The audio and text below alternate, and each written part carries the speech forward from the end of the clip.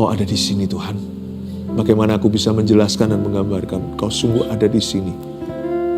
Dan I'm sure dan saya yakin Kau juga hadir di sebelah sana di mana ada keluarga saat teduh bersama. Tidak ada yang memisahkan kita. Tidak ada yang bisa memisahkan kita dari kasih Yesus. Kau hadir saat ini Tuhan untuk menjamah, menyembuhkan, menyelamatkan, mengubahkan. Sampaikan sabda bahagiamu, kebenaranmu itu Tuhan, kepada setiap orang yang haus dan lapar akan kebenaran. Sembunyikan hamba-Mu di balik salib-Mu.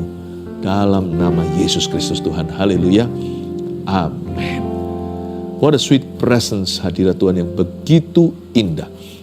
Tuhan itu selalu mendeteksi dan selalu memandang hati mereka yang hancur, jiwa yang remuk, tidak akan Tuhan pandang hina. Saya bisa merasakan hari ini Tuhan itu begitu dekat umatnya.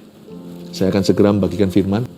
Hari ini kita akan belajar soal ketulusan, karena ketulusan adalah sebuah senjata rohani yang ampuh dalam doa. Orang tulus itu dicinta sama Yesus, itu sungguhan.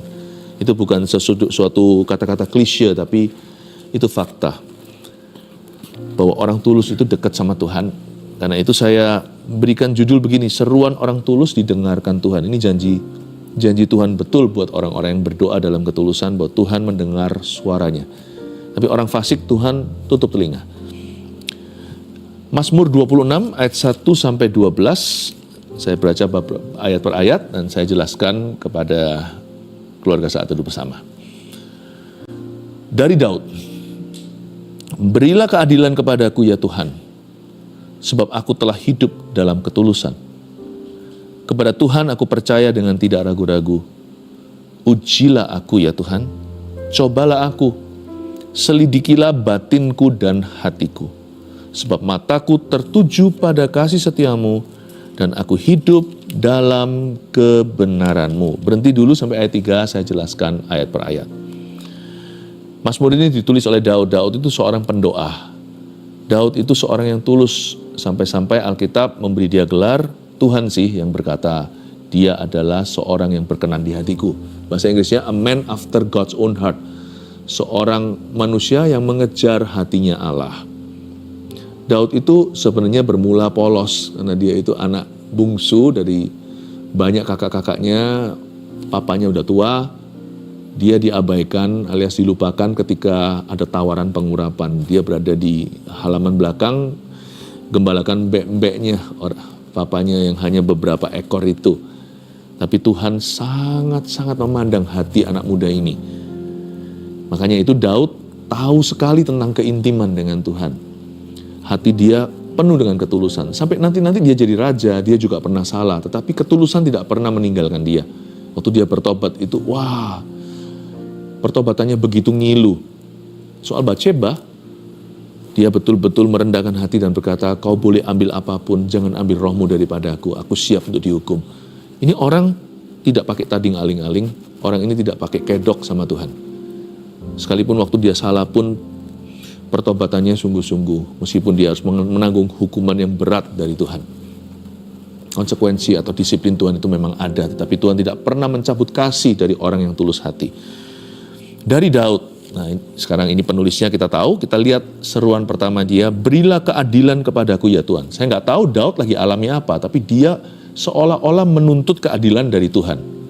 Berilah keadilan kepadaku ya Tuhan. Tidak sama dengan anak kecil yang kerap kali ngomong begini sama papa mamanya. Nggak fair. Kakak dapat, aku kenapa enggak? Kakak boleh, kenapa aku tidak boleh? Adik disayang. Aku disuruh tinggal di rumah, suruh belajar. Adik diajak jalan-jalan. Ini bukan fair versi manusia. Berilah keadilan kepadaku di sini. Daud berseru, Tuhan, lakukan kepadaku apa yang kau pandang baik. Ini sebuah kata-kata berserah, tapi juga agresif. Dia berkata, Tuhan, aku bukan hanya berserah sama Tuhan, aku minta, aku mohon. Apa yang kau pandang paling baik untuk aku, lakukan itu Tuhan. Sebab aku dizolimi gitulah. Nggak tahu apa yang terjadi, tidak tertulis secara jelas gamblang, Daud lagi ngalami pergumulan apa, tapi dia berkata, berilah keadilan kepadaku Tuhan. Tentunya pasti ada musuh-musuh. Ada manusia yang memperlakukan dia secara tidak adil. Mungkin Daud difitnah. Mungkin dia dikhianati. Mungkin ada konspirasi melawannya. Mungkin ada musuh-musuh dalam selimut atau mereka yang memusuhi dia terang-terangan. Tapi Daud berkata, berilah keadilan kepada hamba-Mu ini ya Tuhan. Do what you deem best for me. Ini bukan human justice, ini bukan keadilan manusia. Ini adalah keadilan Allah. Dia naik banding kepada Tuhannya dan berkata, look upon me, pandang aku Tuhan, kasihani aku. Lakukan yang terbaik untukku. Aku tahu engkau sudah baik, tapi aku minta kau melakukan sesuatu yang ekstra untuk aku. Boleh enggak? Boleh enggak kita dorong Tuhan untuk melakukan sesuatu? Meskipun kita sudah diberinya segala-galanya. Boleh. Itu bukan serakah, itu berharap kepada Allah. Daripada kita protes sama manusia, demo-demo segala, mendingan kita itu datang ke Tuhan, karena di tahta kasih karunia itu melimpah anugerah. Tuhan gak pernah kekurangan sesuatu untuk diberikan. Dan Daud minta keadilan. Dia tidak minta musuhnya dihukum ya, tapi dia sedang beracara dengan Tuhannya. Daud sedang memaparkan isi hatinya. Dia menceritakan kerinduannya bahwa ia ingin melihat penyertaan Tuhan. Pembelaan bolehlah, tapi yang dia inginkan lebih di atas segalanya adalah Tuhan menjadi semakin nyata melalui pergumulan apapun yang dia alami saat itu. Hanya dia dan Tuhan yang tahu. Berilah keadilan kepadaku ya Tuhan, sebab aku telah hidup dalam ketulusan. Kalau kita baca ini, ayat 1b sebelum ke 1c, orang ini kok ngaku-ngaku dia sudah hidup dalam ketulusan ya. Ada kata aku telah, itu berarti dia sudah membuktikan. Sombong sekali ya, bukan. Ini kan doa yang dicatat Mazmur itu. Waktu dia doakan, mungkin dia belum mencatatnya. Setelah dia doakan, dia jurnal doanya. Dia berkata, sebab aku telah hidup dalam ketulusan. Memang tidak ada orang di dunia ini yang 100% tulus hati. Kita semua masih progresif. Tapi saya yakin yang dimaksudkan Daud di sini adalah aku telah menjaga hati nuraniku murni. Alias dia tidak terdakwa, dia tidak merasa sengaja berbuat sesuatu yang salah lalu dia simpan dari hadapan Tuhan. Enggak loh. Daud tidak punya agenda tersembunyi di hadapan yang Maha Tahu. Dia berkata, aku telah hidup dalam ketulusan, artinya my conscience is clear. Hati nuraniku, hati kecilku itu bersih.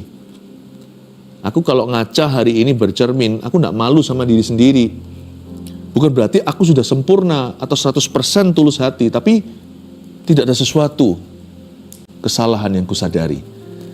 Luar biasa loh orang kalau bisa hidup kayak gitu tuh. Karena kalau kita baca kalimat berikutnya di ayat 1, kepada Tuhan aku percaya dengan tidak ragu-ragu. Sebenarnya nggak ada orang yang imannya kecil itu. Ketika benih ditaburkan, kan iman timbul dari pendengaran. Iman tuh langsung besar. Tapi kenapa iman itu susah bertumbuh? Karena hatinya tertuduh. Tapi kalau hati kita itu tidak menyimpan sesuatu, kita bisa percaya Tuhan dengan tidak ragu-ragu. Kata dengan tidak ragu-ragu di sana artinya dengan tidak tertuduh. Ayo kenapa? Jujur ya, kenapa kalau kita doa itu kita ragu, kita bimbang, kita nggak yakin kalau doa kita akan dijawab. Bukan karena kita nggak beriman. Kita bukannya tidak beriman waktu kita meminta sesuatu pada Tuhan. Bukan, tapi kita merasa nggak layak untuk dijawab. Iya kan? Kita merasa kayak, permintaanku sih aku sudah beriman, tapi layakkah aku?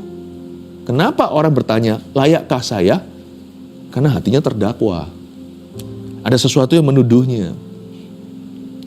Tapi kalau orang itu seperti anak kecil, hati dan imannya, dia tidak akan ragu-ragu. Apapun yang dia minta, dia percaya dia akan menerimanya. Karena di hatinya dia tidak menyimpan dosa. Kepada Tuhan aku percaya dengan tidak ragu-ragu. Sebenarnya kalau kita mau beriman sama Tuhan, yang perlu kita lakukan bukanlah genjot-genjot iman itu, tapi singkirkan halangan. Singkirkan yang namanya rintangan dan gangguan. Apa itu? Dosa itu akuilah di hadapan Tuhan. Kalau ada sesuatu yang gak beres di hidup kita, bereskan dulu. Bereskan sebelum meminta, supaya nanti mintanya lancar. Waktu kita berseru itu, kita tahu bahwa kita didengar. Jangan ada pertanyaan, layakkah saya? Kalau sempurnakah saya? Tidak ada orang. Saya siapapun mempertanyakan itu sudah tahu jawabannya. Peduli amat kalau Daud kek, Rasul Paulus kek, bahkan Abraham sekalipun Musa. Kalau kita semua bertanya, layakkah saya berdasar kesempurnaan? Jawabannya jelas, tidak ada seorang pun yang layak. Tapi kalau pertanyaannya, apakah aku sudah menjaga hati nuraniku? Apakah aku tuh sudah sungguh-sungguh menjaga hatiku? Nah, itu kita bisa menjawab ya. Jikalau kita sudah melakukannya. Ya Tuhan, aku sudah menjaganya. Nggak pernah aku tidur dalam kesalahan. Siapapun kurugikan, aku bereskan. Nggak pernah aku ucapkan sesuatu yang mendukakan Roh Kudus, lalu malam hari bisa nyenyaknya tidur, besok hari waktu saya bekerja seolah-olah tidak terjadi apa-apa. Enggak. Aku selalu jaga hatiku dengan segala waspada. Artinya close range. Kalau jaga hati itu bukan maraton, tapi sprint. Jaga hati itu bukan jarak jauh, tapi jarak dekat. Bukan jangka panjang, tapi sekarang.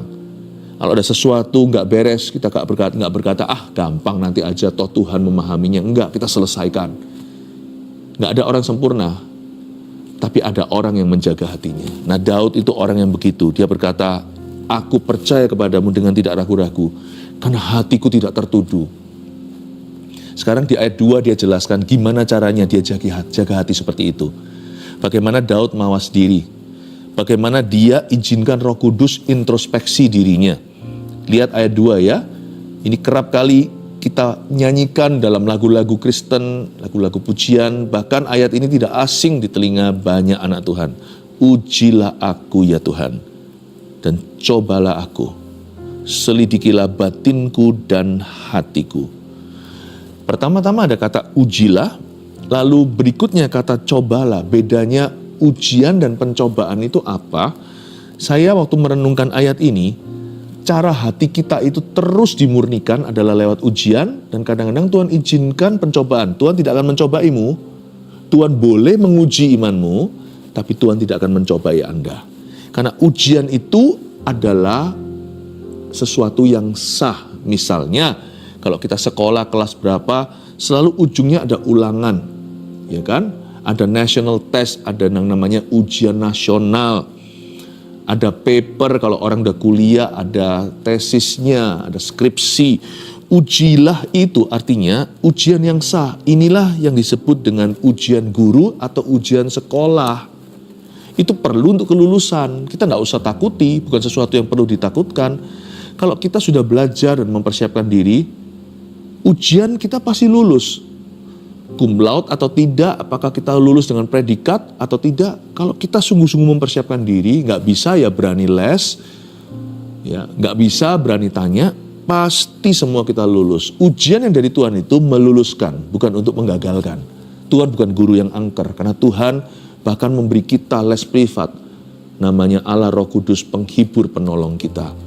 Tuhan tuh nggak ngasih kita ujian lalu Tuhan diamkan. Udah lu cari jalan sendiri. Tuhan kasih Roh Kudus dalam diri kita, bukan sebagai contekan, tapi untuk menolong kita. Ujilah aku itu, kata ujian itu bolehlah dari Tuhan, tapi cobalah aku itu sesuatu yang Tuhan izinkan. Kalau cobaan itu bukan dari Tuhan. Cobaan itu godaan dari teman. Kalau ujian tadi itu sah dari sekolah, cobaan itu seperti apa? Seperti teman-teman menggoda kita untuk bolos sekolah rame-rame. Nah, yang itu bukan bagian dari program sekolah. Itu bukan bagian dari rencana Allah. Tapi kadang-kadang di hidup ini memang diizinkan itu terjadi. Kita nggak bisa menghindari yang gituan. Selama kita masih hidup di bumi, di tengah-tengah orang berdosa, kita sendiri pun orang berdosa notabene. Kadang-kadang diizinkan kita di tengah-tengah orang-orang yang bibirnya najis seperti Yesaya katakan, sedangkan kita juga begitu, supaya Tuhan murnikan bibir kita nggak ikut-ikutan dengan mereka yang suka sumpah serapah. Tuhan izinkan kita tinggal di dunia. Tuhan tidak angkat kita dari dunia, tapi Tuhan utus kita seperti domba ke tengah serigala, bukan supaya kita jadi serigala, tapi supaya kita jadi terang dan garam di tengah mereka. Tentunya ada peperangan rohani yang terjadi. Cobalah aku itu bukan Tuhan yang akan mencobaimu. Tapi jikalau aku memang perlu dicobai oleh orang lain di sekelilingku, biarkan Tuhan mendapati aku tulus dan aku lulus. Kata cobalah di sini itu bukanlah ujian sekolah atau guru. Ini godaan teman seperti diajak untuk nyontek dan melakukan sesuatu yang salah. Anak-anak muda sekarang diajak untuk merokok setelah kelas, di antara kelas, di toilet, atau vaping atau apa. Aduh banyaklah, bahkan narkoba. Itu bukan program sekolah. Dan kita selama hidup di dunia ini, anak muda harus tahan godaan. Siapa bilang kalau kita sudah menikah, kita tidak digoda? Setelah kita lulus sekolah, kita nggak ngalami pencobaan lagi. SMA, ada godaan SMA. Orang kerja, ada godaannya orang kerja. Korupsi, pergaulan yang salah. Selama kita hidup di dunia, be ready untuk pencobaan. Orang tulus itu bukan orang tidak teruji. Yang disebut tulus itu lewat ujian dulu. Bahkan diizinkan lewat pencobaan. Selidikilah batinku dan hatiku. Dia minta secara sengaja, Tuhan tolong selidiki batin saya. Bedanya batin dan hati di sini apa? Kalau batin itu adalah the underlying motives atau motivasi yang tersembunyi. Batinnya, manusia batinnya itu nggak kelihatan. Hati masih lebih kelihatan karena hati itu kehendak dan keinginan. Aku kepingin jalan-jalan, kelihatan hatinya di mana. Dia lagi nggak kepingin kerja, dia lagi kepingin cuti. Hati itu lebih nampak. Tapi kenapa dia mau jalan-jalan? Itu ada motivasi tersembunyi. Ternyata dia mau jalan-jalan bukan mau ajak keluarganya. Nanti dia jalan-jalan, dia mau ketemu sama teman. Mana tahu? Ternyata pergi berapa keluarga? Bukan untuk keluarganya, tapi ketika kepingin nanti sama-sama teman-temannya. Kita tidak pernah tahu. Yang disebut manusia batinnya itu sungguh-sungguh tidak nampak. Bahkan orang pelayanan pun harus diuji batinnya. Minta Tuhan selidiki. Siapa tahu, deep down inside dalam hati bukan untuk memuji Tuhan, tapi supaya dilihat sama orang dan dikagumi manusia. Batin ini harus rajin-rajin dibawa ke mezbah. Harus dibawa ke hadapan tahta. Tuhan, murnikan saya, selidiki aku. Batin itu motivasi. Penting loh dalam segala sesuatu yang kau lakukan. Ya bukan berarti kita selalu bertanya-tanya sih. Tapi perkara-perkara penting lah di hidup ini yang prinsip-prinsip itu. Tanyalah satu pertanyaan ini. Why? Mengapa Anda mengatakan itu? Mengapa Anda melakukan itu? Mengapa Anda menginginkan itu? Selidiki batinku Tuhan. Itu motivasi tersembunyi. Karena bagi Tuhan yang penting bukan hanya buahnya. Motivasi itu juga penting sekali. Itulah sebabnya Kain dan Habil beda penerimaan Allah. Bukan karena Tuhan lebih suka persembahan Habil, karena Habil seorang peternak, jadi dia mempersembahkan hewan. Kain itu tumbuh-tumbuhan tanaman-tanaman karena dia seorang petani. Bukan sih, tapi kira-kira beginilah. Kalau dia Kain lagi panen gitu yang kurang bagus, peduli. Kan gak ada bedanya kan, di hatinya itu gak benar. Kalau aku persembahkan yang paling bagus, dibakar juga kan. Kan di perjanjian lama itu kalau mezbah itu kan pakai api. Dibakar. Bagus gak bagus ya kebakar hangus. Ginilah. Ini yang layu, kurang hijau, yang kurang merah, ini yang agak sedikit ada cacingnya. Ini ajalah, toh nggak ada yang tahu kok. Tuhan bisa mengerti. Itu dibakar di atas korban, di atas mezbah persembahan. Kalau Habil enggak, toh dia tahu animal atau hewan yang dia persembahkan toh tetap akan mati. Dikasih itu atau kasih ini, tetap hangus karena api. Tapi dia ambil yang wagyu. Dia ambil yang grade-nya paling tinggi. Meskipun nanti hangus gak ada orang yang tahu. Papa mamanya pun tidak bisa membedakan waktu mereka mempersembahkan. Dia tetap simpan. Misalnya kalau kita mau anak kecil memberikan persembahan itu. Uang yang paling baru atau koin yang paling yang bersih itu disimpan, itu dimasukkan di dalam kantong kolekta. Tapi yang kotor itu yang dia belikan, bukan sebaliknya. Gitu-gitu tuh manusia nggak bisa mendeteksi. Tapi Tuhan melihat hatimu itu di mana. Itulah manusia batinnya. Manusia batinnya. Dan hati kita, kalau hati kita, saya sudah jelaskan tadi, hati itu the will, the desire, keinginan dan juga kehendak. Dan Daud berkata, Tuhan, jangan urusi aku hanya sampai pada taraf keinginan perbuatan. Tapi urusi aku sampai manusia batinnya aku ya Tuhan. Pastikan bahwa yang namanya Daud ini, kalau dealing with God, kalau saya berurusan dengan Tuhan itu, saya akan mengasihi dan mengabdi Tuhan itu dengan ketulusan. Dan kalau saya dealing with man, kalau saya berurusan dengan sesama saya, pastikan bahwa saya itu tulus sama mereka. Juga ketika saya harus cerdik seperti ular pun, saya akan tulus karena saya tahu in my heart, dalam hatiku, aku seorang yang takut akan Tuhan dan hidup di hadapan Sang Maha Tahu. Pastikan bahwa dalam acaraku dengan manusia, urusanku dengan sesama, kau selalu dapati yang namanya Daud ini, tulus hati. Standarnya tinggi ya, tapi harga yang dibayar luar biasa di depan, lebih luar biasa rewardnya. Karena ketika dia berdoa dan dia berseru, Tuhan dengarkan. Itulah perbedaannya antara Nabi Baal dan Elia. Elia berseru, api turun. Nabi Baal mau gores-gores tubuhnya juga Tuhan nggak akan dengarkan. Ya memang mereka berseru ke Baal sih, apalagi begitu ya kan. Itu bedanya juga. Firaun berusaha nggak bisa, Musa cuman angkat tongkatnya atau pukulkan ke laut itu langsung membelah. Bedanya di mana? Kenapa Tuhan meresponi yang satu, Tuhan seolah-olah tidak memberi telinga kepada yang lainnya. Bedanya di sini. TULUS, tulus. Tapi tulus itu enggak sama dengan polos ya. Coba lihat ayat 3. Sebab mataku tertuju pada kasih setiamu. Dan aku hidup dalam kebenaranmu. Tadi kan dia katakan di awal-awal bahwa aku telah hidup dalam ketulusan. Tapi di ayat 3, dia berkata, aku hidup dalam kebenaranmu. Tulus itu tidak sama dengan polos, apalagi bodoh. Orang tulus itu adalah orang yang tahu kebenaran. Jangan tulusnya itu tulus yang polos, ternyata Tuhan nggak bilang begitu. Jangan sampai tulus yang bodoh, kita kira kita mengabdi sama Tuhan dengan menganiaya orang-orang yang mengikut Tuhan. Kita kira kita melakukan ini untuk Allah yang Maha Kuasa, padahal salah. Tulus itu ada standarnya, standar tulus dan standar kebenaran itu sama. Apa itu? BIBLE, Bible, Alkitab, firman Allah. Aku hidup dalam kebenaranmu. Kalau tulus yang tidak berfondasikan kebenaran atau firman, itu namanya orang polos nggak tahu. Atau bahkan orang bodoh yang tidak mau tahu.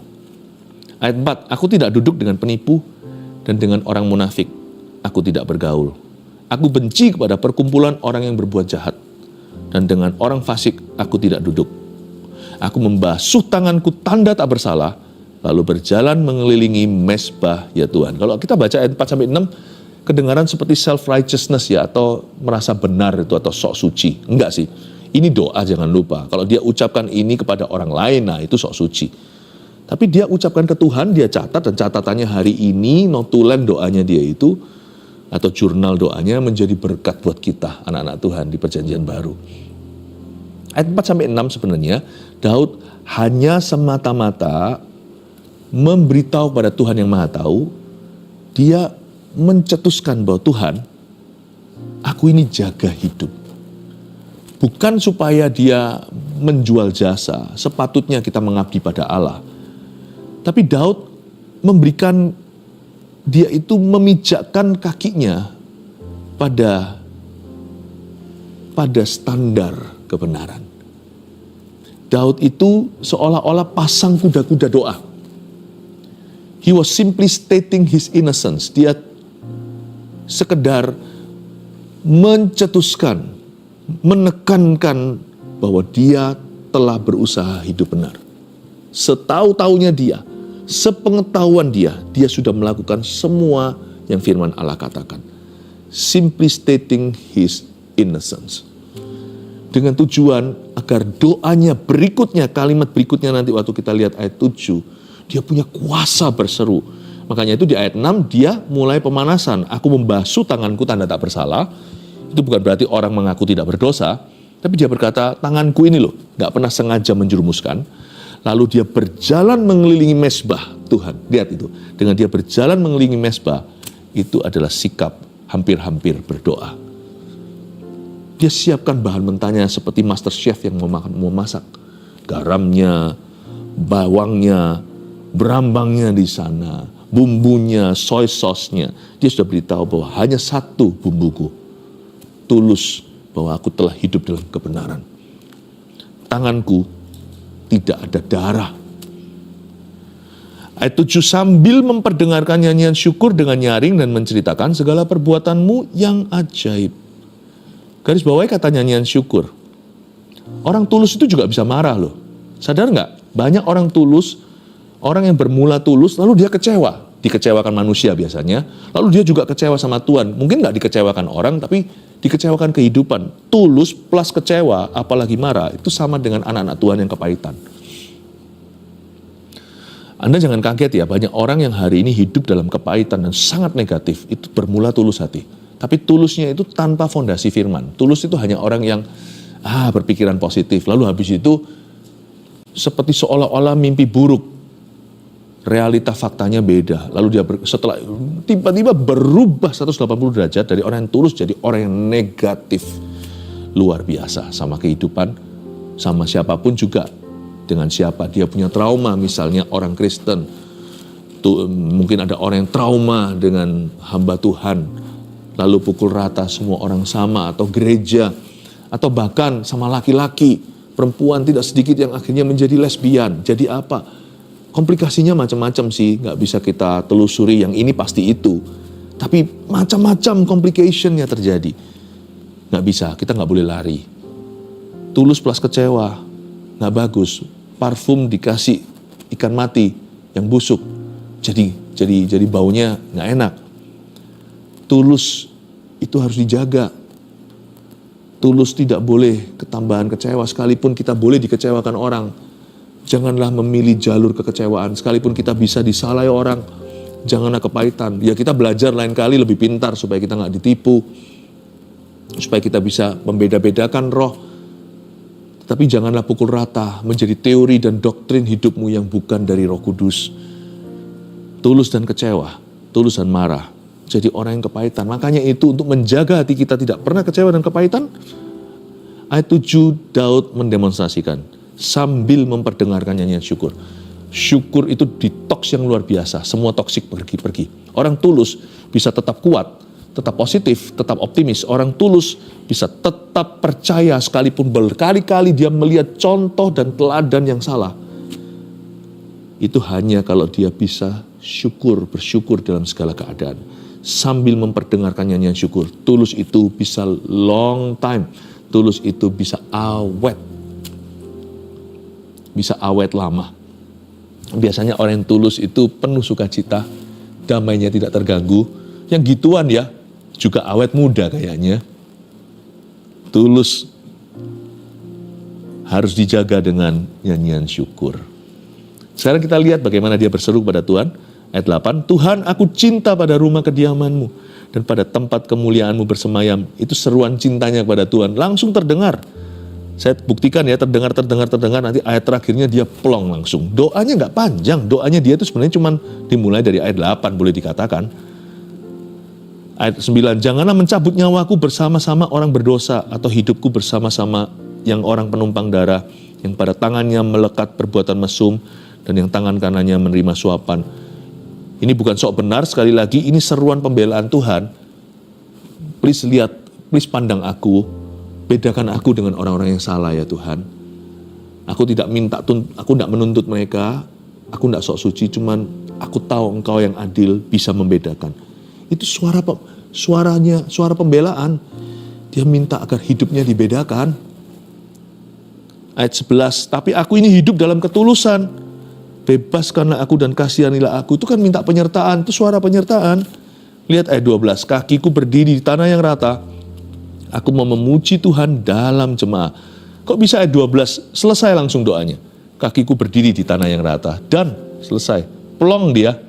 Aku mau memuji Tuhan dalam jemaah, malah outburst of joy tiba-tiba seperti meledak dalam sukacita. Aku mau memuji Tuhan. Padahal dia dalam pergumulan. Masa sih orang selesai doa, selesai masalah. Selesai itu di hatinya, masalahnya masih ada. Entah apa, tapi selesai.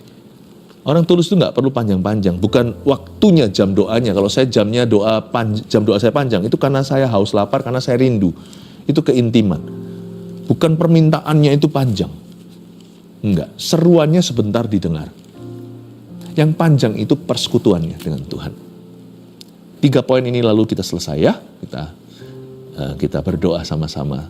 Kan doa orang benar bila dengan yakin didoakan sangat besar kuasanya. Siapa tahu doa orang benar itu adalah doa orang tulus. Pastilah, mana ada orang munafik yang benar. Nomor 1, tulus tidak berarti bodoh atau polos tentang kebenaran Tuhan. Itu poin pertama yang kita pelajari, review firman hari ini. 2, ketulusan dimulai dari motivasi hati yang benar di hadapan Tuhan. Harus mulai dari motivasi. Tulus itu harus dari bibit. Kalau sudah nggak benar benihnya ya tanamannya nggak betul semua. 3, seruan cinta dan seruan doa orang tulus didengarkan Tuhan. Gampang ya? Iya, 3 poin itu dicatat dan saya percaya hidup Anda akan semakin diberkati kalau ada ketulusan. Mari kita tulus hampiri Yesus. Ujilah aku Tuhan, cobalah aku Tuhan,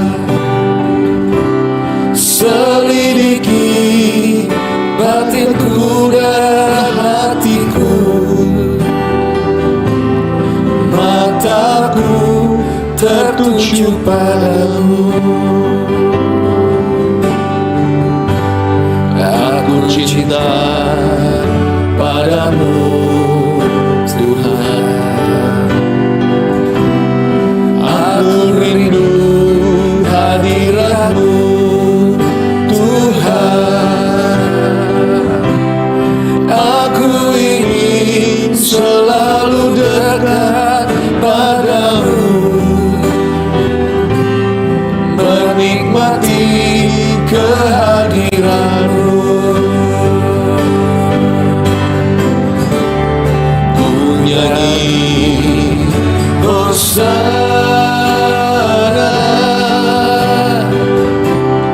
bagi Rajaku yang duduk di tata. Aku muliakan dan ku agungkan, Kaulah yang bisa.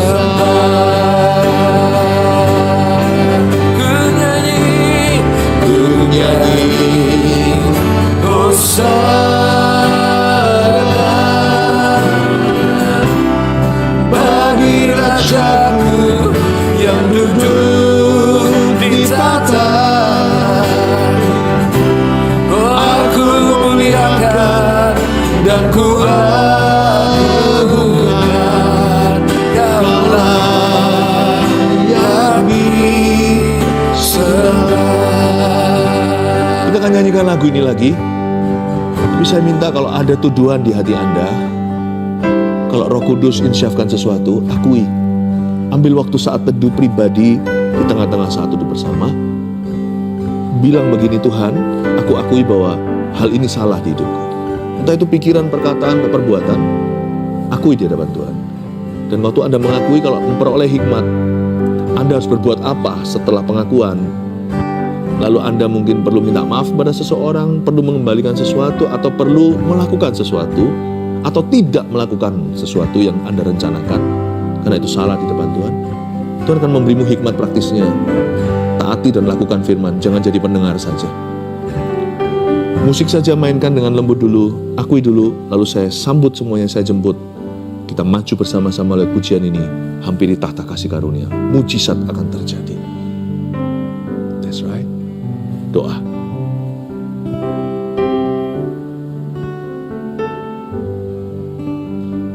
Saya tidak akan banyak interupsi. Akui, saya kasih waktu saat teduh pribadi 1 menit.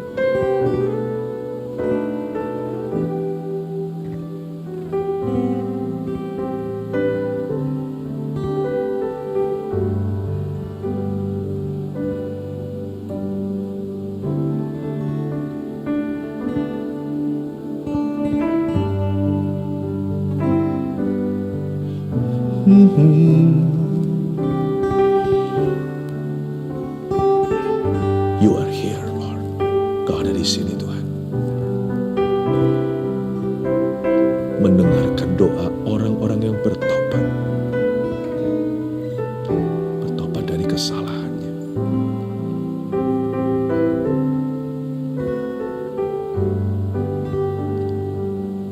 Sama-sama saya katakan, ujilah aku, Tuhan. Ujilah aku, Tuhan. Cobalah aku, Tuhan. Selidiki batinku dan hatiku. Mataku tertuju padamu. Serukan cinta, katakan, aku cinta padamu, Tuhan. Aku rindu hadirat-Mu, Tuhan. Aku ingin selalu dekat padamu, menikmati kehadirat-Mu. Angkat tanganmu dan suaramu, nyanyikan. Ku nyanyi Hosana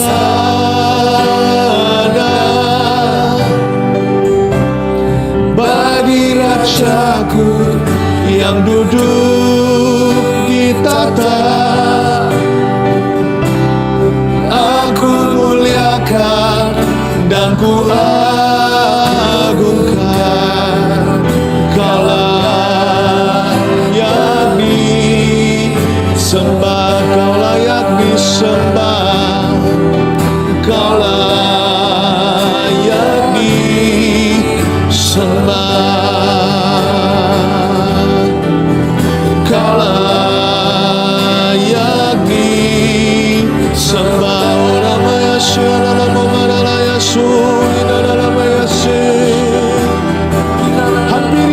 hampiri tata itu dia menunggumu. Setiap orang yang tulus hati, bahkan yang hatinya hancur sekalipun dia menunggumu. Ramaya masih bawa pergumulan, bawa permohonanmu, seruanmu kan didengar. Ramaya syanaranamu mayase. Haleluya.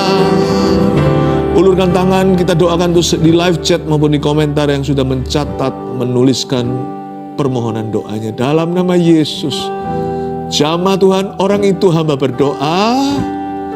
Kami berdoa, Engkau jamah dan lawat setiap orang yang saat ini menanti-nantikan Tuhan. Kembali ketulusan di setiap hati. Dan seruan itu biarkan tidak jauh. Dengarlah Tuhan, sebab telingamu tidak tertutup, tanganmu tidak kurang panjang. Yang memisahkan kami dengan Tuhan hanyalah dosa kami. Dan kalau itu sudah ditanggulangi lewat pertobatan, tiada lagi pemisahnya. Dengarkan di dalam nama Yesus.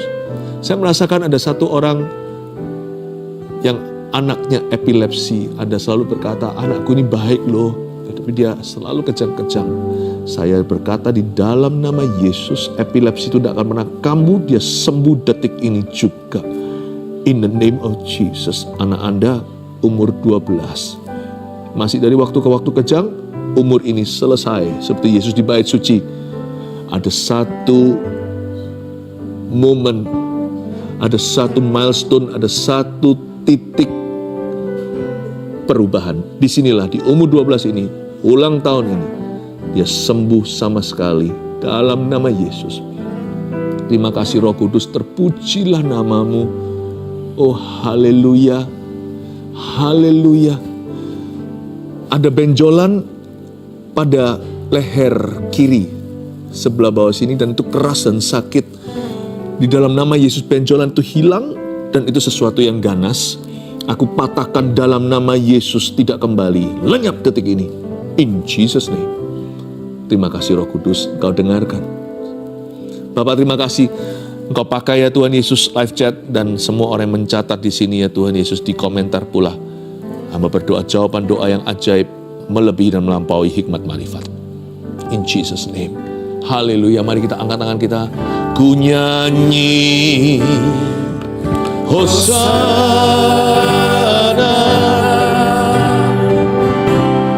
bagi Rajaku yang duduk di tahta. Aku muliakan dan ku agungkan, Kau layak disembah. Ku nyanyi Hosana, haleluya. Ku nyanyi Hosana